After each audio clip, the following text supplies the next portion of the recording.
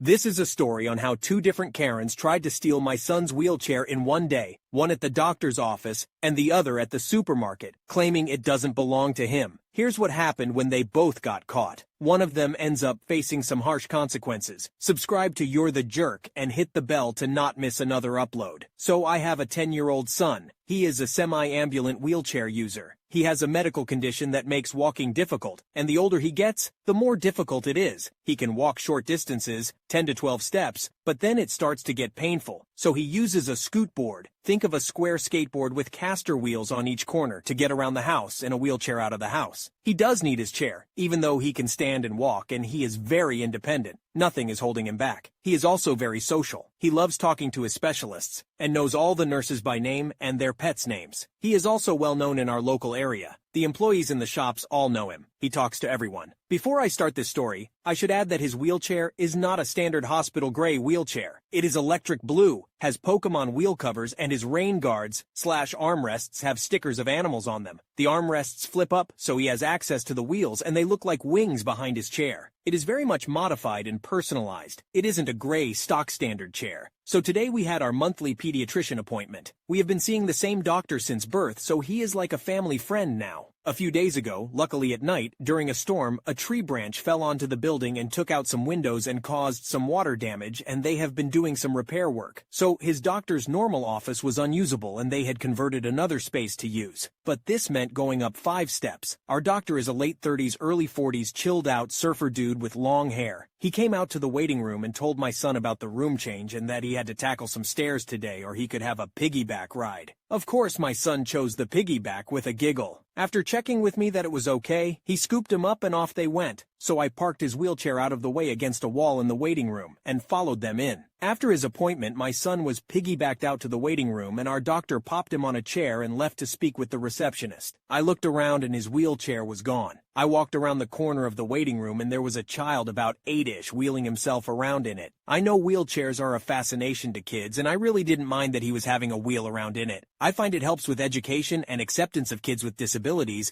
and how much harder life is sometimes, even if wheelchairs are fun. I walked over to him and asked him if he had fun wheeling himself around. The child said he had, and I told him it was my son's wheelchair and I needed it back now so I could take my son home. He jumped straight out of the chair, smiled at me, and I said thanks and wheeled it towards my son. All was good until the screech happened. "What are you doing? That is my son's wheelchair. He was riding in that." So I replied, "Actually, it is my son's wheelchair." "No, it isn't. My son saw it first." At this point, my son stood up and walked the few steps towards me. He was getting concerned. "Excuse me, Karen. This doesn't belong to the practice. I purchased it for my son. It is his." Karen screams. "No, you didn't. He doesn't even need a wheelchair. He can walk." She turns the wheelchair towards her, but I held onto the handles firmly. I told my son to go and sit back down as I saw this wasn't going to be a quick enough fix for him to keep standing. "Please stop yelling at me. This is my son's wheelchair. I have hundreds of photos of him in it on my phone. See?" I opened the Photos app on my phone and showed her photos of him in the chair and with the flywheel attached. "That is a different chair. This doesn't have that thing on the front of it." She pulled the chair towards her.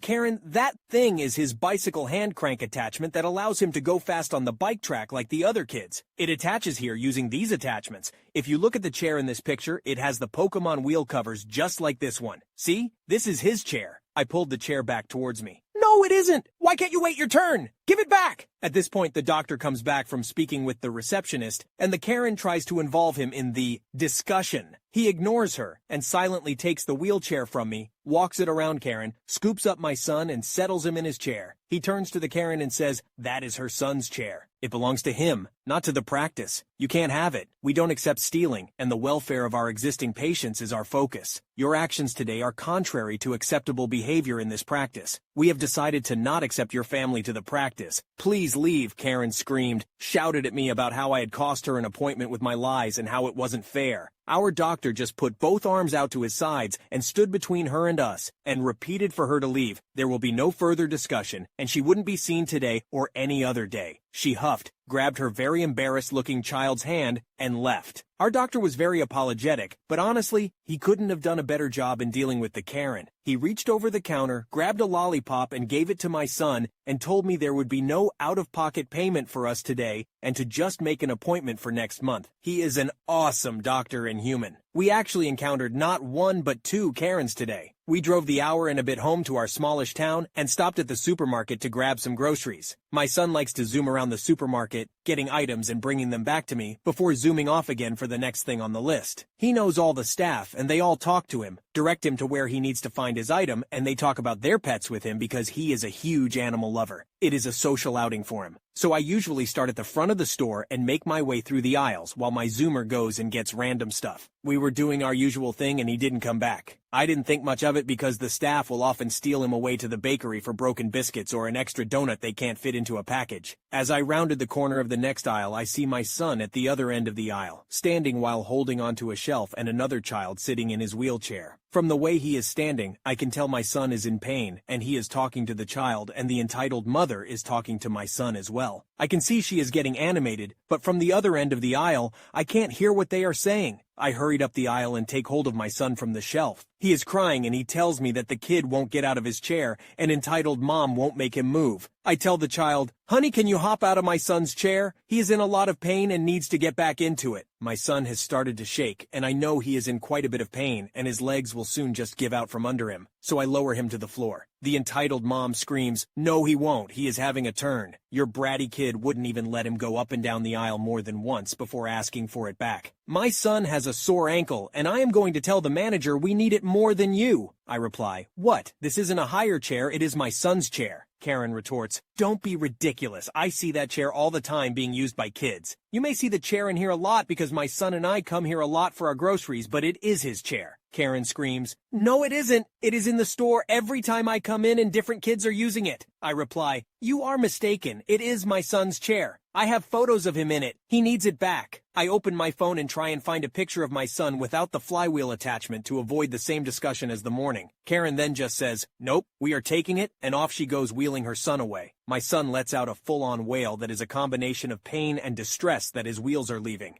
I run the few steps after her and grab out at the chair and firmly say, "No, you aren't taking my son's chair." The wail and my shouting has employees popping out from aisles, and the manager comes quickly from the service desk area. EM tries to preempt the discussion and yells at the manager my son has had the chair long enough, and her son has a sore ankle, so he needs it more, and they should buy more hire chairs so that there are more available to shoppers. I was standing back a little from them because once the manager arrived, I knew he would deal with it, and I needed to check on my son down the aisle on the floor crying. I was trying to calm him from a distance by letting him know I wasn't far away, while not letting a $4,500 wheelchair out of my sight. The manager looks at me, looks at her, looks back at me with this look of, "What?" on his face and asks, "Where is my son?" I point and tell him down the aisle on the floor. With a look of horror, he asks if they had tipped him out of his chair. I said, "I don't know what exactly happened. He was standing holding a shelf when I found him." He turns around and almost roars at this woman to get her son out of a disabled person's wheelchair so we can get him off the floor. "It doesn't belong to the store. They don't hire wheelchairs here." The poor child was trying to get out of the chair, and Karen keeps pushing him back down into the chair, telling him that he needs it. The child is nearly in tears and getting very upset. Meanwhile, 2 staff members have found my son and are now sitting on the floor with him, holding his hand and drying his tears. The manager is losing his mind, whilst trying to be professional, but I can see he is in disbelief at this woman's stupidity. Then the troops arrive. In the background, I see an employee with 2 police officers in tow. It looked like they were on a break and were grabbing things to eat. The Karen turned and was all relieved that the police were there to sort out this manager and started on with her wailing story. The policewoman shushed the Karen and spoke with the manager, who explained that my son and I were regular customers. He knew us and this was my son's wheelchair. But Karen insisted it was a hire chair. My son was currently sitting on the floor in the next aisle and Karen wouldn't let her son get out of his chair and insisted he used it. The male officer walked forward and looked down the aisle at my son and nodded at his partner. The female officer very firmly told the Karen to get her child out of my son's chair immediately, or she would arrest her for theft. Her child tried again to get out of the chair, and she pushed him back in again.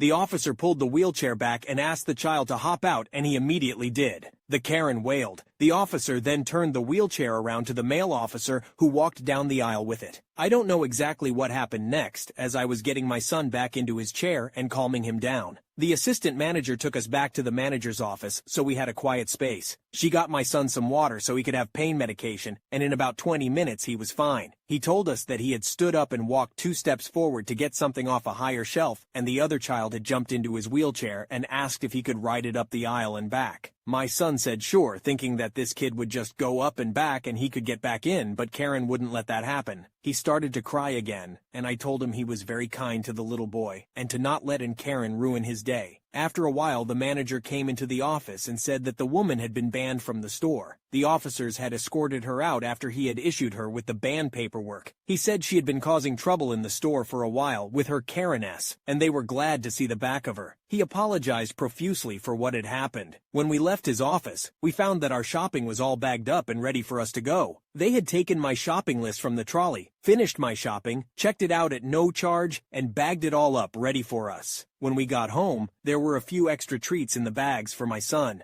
The icing on the cake is that our town only has one supermarket. The Karen now has to drive 45 minutes to the next town to shop. I hope this teaches her a lesson, though I suspect probably not. Oh my goodness, this story is absolutely wild. I can't believe that there were not one, but 2 entitled people trying to steal OP's son's wheelchair in the same day, and the way they both argued that it was not belonging to OP's son is just beyond crazy. I feel so sorry for OP's son having to deal with all of this, especially when he was already in pain from his condition. It's just so unfair that he had to go through all of this because of some entitled people who couldn't accept that they were in the wrong. But kudos to the pediatrician and the supermarket staff for handling the situation so well. It's heartwarming to see people stand up for what is right and protect their customers from harm. What do you all think about this story? A Karen sues me for breaking her son's wrist during a crime he committed, and even calls me a fat cow in court. Here's what happened when the judge saw through her nonsense. So I'm from Germany, and this story took place there. Please keep that in mind, our laws might be slightly different. So, in the early 2010s, I was trying on sneakers in a shoe store downtown, with my purse lying next to me on the floor. I'm both blind and deaf on my right side. Brain surgery gone wrong, but I'm okay considering the circumstances. And so I didn't even really see the teenager who sneaks up, grabs my purse, and starts booking it out the store. If he hadn't started running, I probably wouldn't even have noticed he had taken my bag, lol. Without really thinking, I start after him and, since I was wearing new sneakers from the store, a store clerk runs after me. The kid makes it about 200 yards before I catch up with him. Now, I didn't try to tackle him. I just wanted to grab him and we lost our balance. Poor guy tries to catch his / fall with me on top of him. He was maybe 150 pounds, I was maybe 185 pounds, and there's a sickening crunch. Textbook Galazzi fracture. I instantly feel horrible for the chap and try to see what's wrong. I used to work as an EMT. The clerk from the shoe store is standing there staring at us, trying to figure out what just happened. Kid's clutching his arm and trying to act tough. He might even have tried to get back up and keep running, but there were too many people around us now and he changed his mind. I ask for an ambulance to be called, but it's the police who show up first, called by the store, and ask what happened. I explain.